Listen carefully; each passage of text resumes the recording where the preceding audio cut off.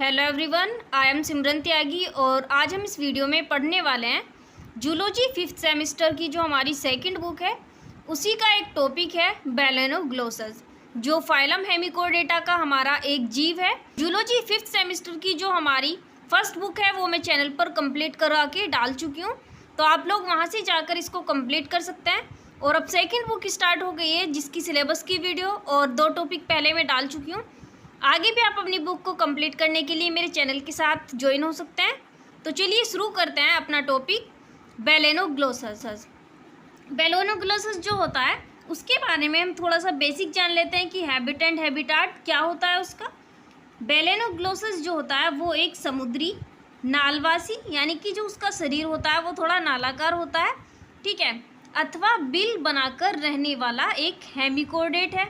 क्योंकि वो phylum hemichordata का ही जीव है इसलिए हम इसको क्या बोलते हैं, हेमिकोडेट, जो अंतराज्वारीय क्षेत्र के उथले तटीय जल में निवास करता है, ठीक है, और कुछ गहरे जल में भी रहते हैं। ये पत्थरों या समुद्री शैवाल के नीचे छिपकर रहते हैं।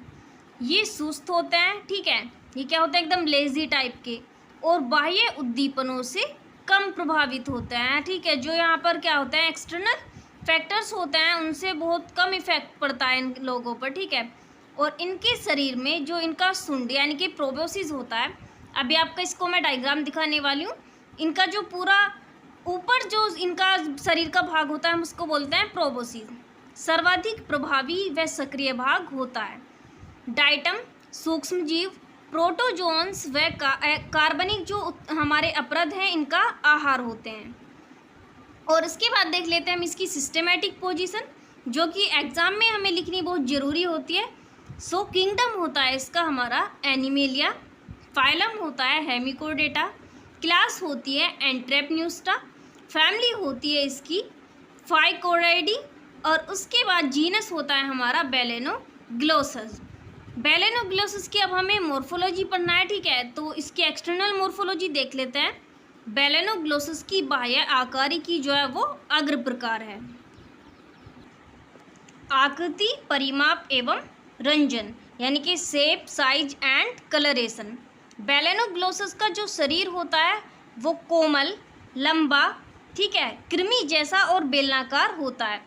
और इसमें क्या है, इसकी जो सिमेट्री होती है वो द्विपार्श्व होती है, यानी कि बायलेटरली सिमेट्री होती है इसकी। और यह जाति विशेष के अनुसार 10 से 15 सेंटीमीटर तक लंबा होता है। इसका रंग चमकदार या हल्के भूरे रंग का होता है, जिस पर लाल या नारंगी जो होता है, नारंगी लाल, उसकी आभा होती है। और इसके संपूर्ण शरीर पर एक समान जो है सीलिया यानी कि पक्षाम, जिसके द्वारा ये क्या करते हैं, गति वो पाए जाते हैं, तथा किसी भी प्रकार के बाह्य कंकाल एवं उपांगों का इनमें अभाव होता है। अब इसका डिवीज़न देख लेते हैं। डिवीज़न जो होता है, डिवीज़न ऑफ बॉडी। पहले आप लोग इसका एक बार डायग्राम देख लीजिए। बेलेनोग्लोसस की स्ट्रक्चर यहाँ पर देखिए। प्रोबोसिस की हम बात कर रहे थे, जो इसका पूरा ये अग्र वाला भाग है इसको हम बोलेंगे प्रोबोसिस। देन होती है यहाँ पर कोलरेट, इस भाग को बोलते हैं हम कोलर, और जो हमारा लास्ट है इसको बोलेंगे हम ट्रंक। 3 भागों में बटा होता है प्रोबोसिस, कोलर एंड ट्रंक।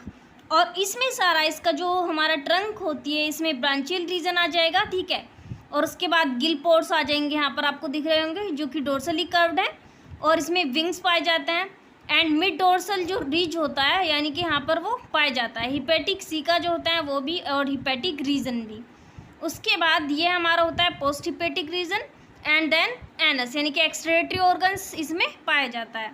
उसके बाद इसका जो डिवीज़न है हम देखने वाले हैं। शरीर जो है वो अखंडित होता है, परंतु 3 स्पष्ट भागों अर्थात सूंड, कोलर तथा धड़ में विभाजित होता है। फर्स्ट जो होता है हमारा सूंड या फिर प्रोबोसिस, उसके बारे में जान लेते हैं। सो सूंड या अग्रकाय शरीर का अग्रतम भाग है। यह छोटा, शंकुरूप और अनुप्रस्थ भाग में गोलाकार दिखाई देता है, और इसकी भित्ति मोटी व पेशीय होती है, ठीक है। सूंड अंदर से खोखला होता है। देन दिया गया हमारा कोलर, ठीक है। कोलर या मध्यकाय छोटा, और बीच का जो होता है हमारा कोलर या मध्यकाय बीच का छोटा बेलनाकार एक भाग है, और इसका पर्दे या कीप सदृश अगला किनारा जो है वो हमारा कोलरेट कहलाता है। कोलगेट मत समझना, ये क्या है, कोलरेट, ठीक है। उसके बाद थर्ड है हमारा धड़ या फिर ट्रंक। धड़ या पश्चकाय शरीर का पिछला एवं सर्वाधिक बड़ा भाग बनाता है। यह कुछ चपटा तथा सतह पर गोलाकार संकीर्णों के कारण क्या है, वलित दिख रहा होगा ना आपको, थोड़ा सा यहाँ पर क्या है, कर्व्ड है ये। अगर आप लोग चाहें तो इसका डायग्राम बना सकते हैं स्क्रीनशॉट लेके, ये देखिए, ठीक है, ये क्या है, कर्व्ड होता है। और उसके बाद क्या है, यह कुछ चपटा तथा सतह पर गोलाकार संकीर्णों के कारण वलित दिखाई देता है, हमने पढ़ लिया। और धड़ की संपूर्ण लंबाई में एक मध्य पृष्ठ और एक मध्य अधर कटक होता है, वो होती है। प्रत्येक कटक में उसकी एक संगत तंत्रिका एवं रुधिर वाहिका पाई जाती है। और धड़ को फिर निम्न 3 भागों में विभाजित किया जाता है, जो कि हमने अभी पढ़े थे। फर्स्ट होता है हमारा ब्रैंचियोजेनाइटल रीजन, ठीक है, वो हमने देखा था अभी। इसमें ब्रैंचियोजेनाइटल जो रीजन होता है, उसमें क्या होता है कि धड़ के अगले अर्थात क्लोम, ठीक है, या फिर ब्रैंचियोजेनाइटल भाग में एक जोड़ी पार्श्व पतले चपटे और अनुदैर्ध्य पर्दे होते हैं, और ये जननिक पंख कहलाते हैं। हमने देखे ना, मैंने बताया था अभी इसमें विंग्स होते हैं। सो डोर्सली कर्व्ड जेनाइटल विंग्स इसमें पाए जाते हैं, क्योंकि इनके अंदर जनन ग्रंथियाँ जो हैं स्थित होती हैं। सेकंड होता है हमारा यकृतीय भाग या फिर हेपेटिक रीजन। धड़ का मध्यवर्ती या फिर यकृतीय भाग जननिक भाग से छोटा होता है और हरे रंग का होता है। इसके पृष्ठ तल पर जो है असंख्य अनियमित और यकृतीय अंधनाल जो है वो पाई जाती है, ठीक है। हेपेटिक सी का हमने देखे थे, वो पाए जाते हैं। थर्ड होता है हमारा पश्च यकृतीय भाग यानी कि पोस्ट हिपेटिक रीजन। यह धड़ का पश्चिम और सर्वाधिक लंबा भाग है, जिसे उदर अथवा पुच्छीय भाग भी कहते हैं। और इसका व्यास जो होता है वो न्यूनाधिक एक समान रहता है, लेकिन इसका पिछला जो सिरा होता है वो सुंडाकार होता है, जिस पर अंतस्थ गुदा जो है वो खुलती है। अब देख लेते हैं, ये तो होगा यार हमारा इसका हैबिटाट और इसकी मॉर्फोलॉजी। अब देख लेते हैं रिप्रोडक्शन, रिप्रोडक्टिव सिस्टम ऑफ बैलेनोग्लोसस। बैलेनोग्लोसस में निम्नलिखित प्रकार के जनन होते हैं। फर्स्ट होता है एसेक्सुअल रिप्रोडक्शन या अलैंगिक जनन। ग्रीष्म ऋतु में किशोर या तरुण कृमि अपनी दुम के छोर से छोटे छोटे टुकड़े अलग कर देते हैं, और प्रत्येक टुकड़ा शीत ऋतु में पुनरुद्भवन द्वारा संपूर्ण लैंगिक वयस्क बना लेता है। अलैंगिक जनन में क्या होता है, अलैंगिक जनन में यही तो होता है कि जो जीव होता है उसी के शरीर से बिल्कुल क्या होता है, अपने बिल्कुल पेरेंट्स के समान जो डॉटर सेल्स होती हैं वो बनती हैं, उनका फॉर्मेशन होता है। देन होता है पुनरुद्भवन या फिर रीजनरेशन, ठीक है। सो अगर हेमिकोडेट्स का हमें कैरेक्टर लिखना है तो हम उसमें लिख सकते हैं कि इनमें रीजनरेशन की जो क्षमता होती है वो भी पाई जाती है। बैलेनोग्लोसस में पुनरुद्भवन की असीम क्षमता पाई जाती है, और सूंड, कोलर और धड़ से पृथक हुए टुकड़े शरीर के लुप्त भागों का संपूर्णतया पुनरुत्पादित यानी कि रीजनरेटेड कर देते हैं। देखिए, अगर आपको इसके कैरेक्टर्स लिखने हैं यानी कि हेमिकोडेटा फाइलम जो है उसके कैरेक्टर्स लिखने हैं तो आप कैसे लिख सकते हैं, यहाँ से भी आप लोगों को सिर्फ इसका हैबिटाट इसके बारे में थोड़ा पता होना चाहिए। हम लिख सकते हैं कि इनमें अलैंगिक जनन पाया जाता है, इनमें पुनरुद्भवन की क्षमता पाई जाती है, ठीक है, जिससे क्या है ये शरीर के कुछ भागों का निर्माण कर लेते हैं। और इनमें क्या है, शरीर में 3 भागों में बटा होता है जो इनका शरीर होता है, यानी कि सूंड, कोलर और धड़ में। हमने इनका क्या पढ़ा, एसेक्सुअल रिप्रोडक्शन पढ़ा, ठीक है, रीजनरेशन पढ़ा, वो भी एसेक्सुअल रिप्रोडक्शन ही है एक टाइप का। अब देखते हैं सेक्सुअल रिप्रोडक्शन, फिर हम लिख सकते हैं इनके कैरेक्टर में कि सेक्सुअल रिप्रोडक्शन भी पाया जाता है। नर और मादा लिंग अलग अलग होते हैं, ठीक है, ये क्या है, नर और मादा लिंग अलग अलग होता है, तो क्या होगा वहाँ पर बेसिकली सेक्सुअल रिप्रोडक्शन ही होगा। जीवित प्राणियों में परिपक्व जननों के रंगों में भिन्नता पाई जाती है, और इसके अलावा नर और मादा को बाहर से अलग अलग नहीं पहचाना जा सकता, यानी कि सिर्फ इनमें एक बेसिक डिफरेंट होता है, वो होता है इनके कलर्स में। नर के वृषण और मादा के अंडाशय एक जैसे होते हैं, और निषेचन प्रायः शुक्राणु के अंडाणु में प्रवेश के द्वारा होता है।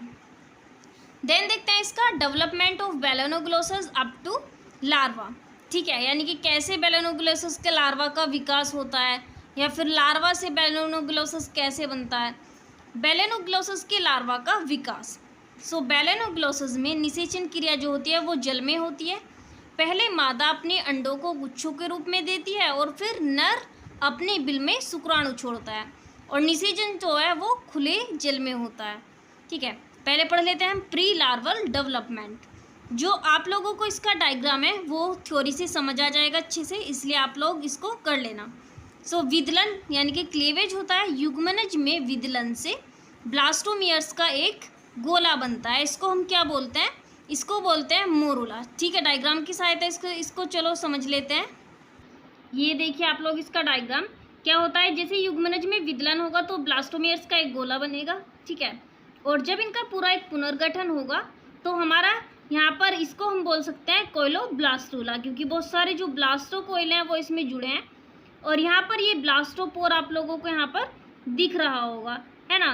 तो क्या होता है कि इसकी केंद्रीय गुहा होती है जिसको हम क्या बोलते हैं, ये केंद्रीय गुहा है तो हम इसको बोलते हैं ब्लास्टोसील। ठीक है, और उसके बाद इसमें एक तरल पदार्थ भरा होता है जो कि क्या है 6 से 15 घंटों में ब्लास्टूला या फिर हमारा कोलक जो होता है वो बन जाता है। यहाँ पर देखिए ये हमारा कोरक जो है वो बन चुका है जिसको हम क्या बोलते हैं ब्लास्टूला।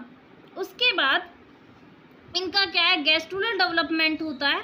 तो गैस्ट्रुलर डेवलपमेंट देखिए यहाँ से शुरू होता है। ठीक है, गैस्ट्रुलर डेवलपमेंट, क्योंकि क्या अगर कोई भी जीव है धीरे धीरे उसका क्या है वो फॉर्मेशन होना शुरू हो जाता है और उसमें जितने भी हमारे नेसेसरी ऑर्गन्स होते हैं वो बनना शुरू हो जाते हैं।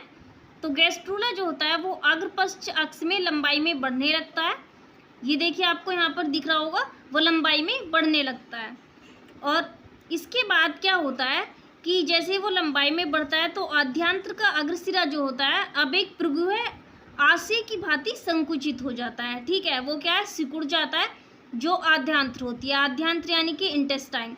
ये देखिए यहाँ पर आप ये इंटेस्टाइन है और ये क्या है यहाँ पर थोड़ा सा सिकुड़ जाता है, संकुचित होता चला जाता है।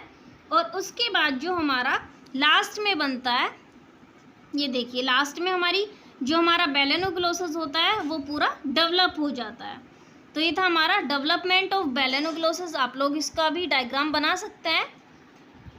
ये देखिए स्क्रीनशॉट लेके आप लोग इसका भी डायग्राम बना सकते हैं। और लास्ट में ये होता है हमारा development of tornaria into young larva. Okay, हम लोग इसकी थ्योरी कर रहे थे तो वो हम कैसे लिखेंगे एग्जाम में अगर हमको आएगी। तो देखिए यहाँ पर कि युग्मनज में विदलन से ब्लास्टोमियर्स का एक गोला बन जाता है जिसको हम क्या बोलते हैं मोरूला।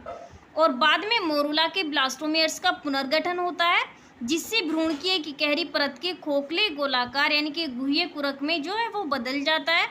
और इसकी केंद्रीय गुहिका जो होती है हम उसको क्या कहते हैं ब्लास्टोसील, जिसमें तरल जो है वो भरा होता है। और निषेचन के बाद 6 से 15 घंटों में ब्लास्टूला या कोरक बन जाता है।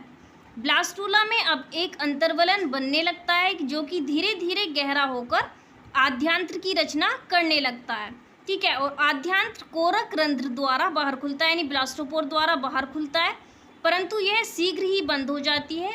और अब भ्रूण ग्रेस्ट्रूला कहलाता है। ग्रेस्ट्रूला अग्रपश्च अक्ष में लंबाई में बढ़ने लगता है और आद्यांत्र जो होता है आद्यांत्र का अग्रसिरा अब एक प्रगुह्य आशय की भांति संकुचित हो जाता है, जिससे पूर्व गुहिका जो है वो हम कहते हैं और पूर्व गुहिका त्रिभुजाकार की हो जाती है और इसका अग्रसिरा शीर्षस्थ मोटाई के नीचे चिपक जाता है और दूसरा सिरा भ्रूण के पृष्ठ तल पर एक छिद्र द्वारा बाहर खिलता है जिसको हम क्या बोलते हैं हाइड्रोपोर। ओके, ये देख लिए यहाँ पर आपको दिख रहा होगा ये हमारा हाइड्रोस्पोर। लार्वल डेवलपमेंट इसका लिखते हैं हम कि पूर्व गुहिका के बनने के साथ ही जो है प्रारंभिक आहार नाल नीचे की ओर वृद्धि करके मुख के रूप में बाहर खुलती है और इस अवस्था में ग्रसिका आमाशय तथा आंत्र जो है 3 भाग बन जाते हैं। पीछे की ओर आंत्र का एक गुदा छिद्र द्वारा बाहर खुल जाती है और गुदा बंद हुए कोरक रंध्र के निकट खुलती है और इस समय तक भ्रूण जो होता है वो पक्षांबित हो जाता है यानी उसमें सीलिया का निर्माण हो जाता है और लार्वा स्वतंत्र जीवन व्यतीत करने लगता है तथा अंडे की झिल्ली से बाहर आ जाता है। और इस लार्वा को हम क्या है टोर्नेरिया लार्वा कहते हैं। आप डायग्राम में देख सकते हैं यह लार्वा छोटे जीवों को खाता हुआ एक प्लवकी जीवन व्यतीत करता है तथा अंत में कायांतरण द्वारा एक वयस्क कृमि बन जाता है। कायांतरण में इसका परिमाण जो होता है कम हो जाता है और शरीर में तो संकीर्णन बनने से शरीर जो होता है वो मैंने आपको बताया था सूंड, कॉलर तथा धड़ में बट जाता है और धड़ का जो भाग है वो लंबा हो जाता है और जो अब जंतु है हमारा यानी कि बेलेनोग्लोसस वो नितलस्थ जीवन व्यतीत करता है, यानी अपनी मर्जी से जी सकता है। ठीक है, तो ये था हमारा बेलेनोग्लोसस जो कि हमारा फाइलम हेमिकोडेटा का जीव था, उसके बारे में डिटेल्ड स्टडी। सेकंड बुक का सिलेबस भी आप लोग चैनल से जाके अपना कंप्लीट कर सकते हैं। Thank you.